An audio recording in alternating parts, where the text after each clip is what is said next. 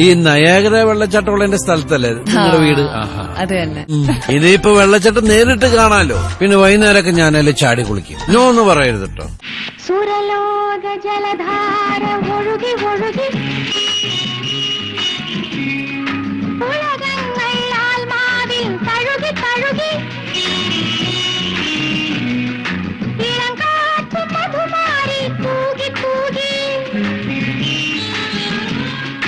വാനമൊരു വർണ്ണ ചിത്രം എഴുതി എഴുതി.